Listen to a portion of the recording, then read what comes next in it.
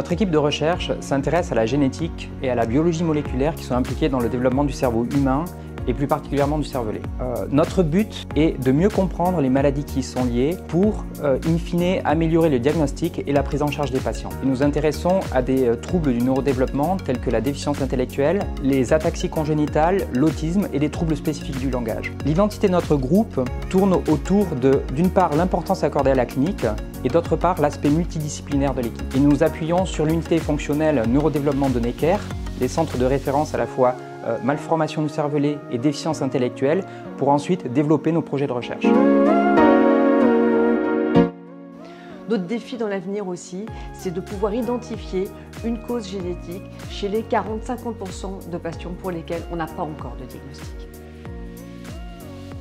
L'équipe se compose de chercheurs, de médecins et d'ingénieurs, ainsi que d'étudiants en master et en thèse. C'est cette mixité qui permet d'apporter au laboratoire un certain dynamisme dans nos recherches.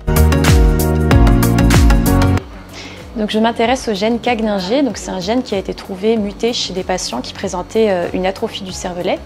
Et donc j'utilise des approches cellulaires pour étudier ce gène et le tout en vue de pouvoir après tester des approches thérapeutiques. Dans l'équipe, je travaille notamment sur le gène PRDM13. Nous avons identifié chez des patients donc de 4 familles différentes des mutations sur ce gène et des patients ayant des troubles moteurs, cognitifs, mais ayant également des malformations au niveau du cervelet. Et mon objectif au sein de cette équipe, ça doit être donc d'identifier l'impact de ces mutations au niveau du cervelet et de son développement au travers de nouvelles approches cellulaires. Pour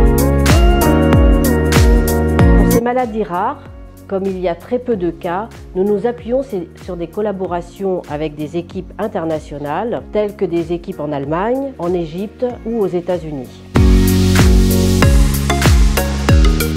Le cerveau humain, c'est un organe qui est à la fois très complexe et très peu accessible aux analyses.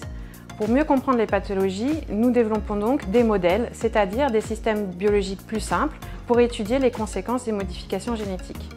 Dans l'équipe, nous étudions deux types de modèles.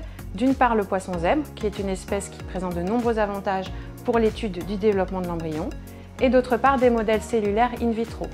Parmi ceux-ci, dernièrement, nous développons des modèles de type organoïde, dans lesquels les cellules vont s'organiser en 3 dimensions et mimer le début du développement du cerveau humain. Dans ces deux types de modèles, nous mettons en œuvre des technologies toutes nouvelles, dérivées de la technique CRISPR-Cas9.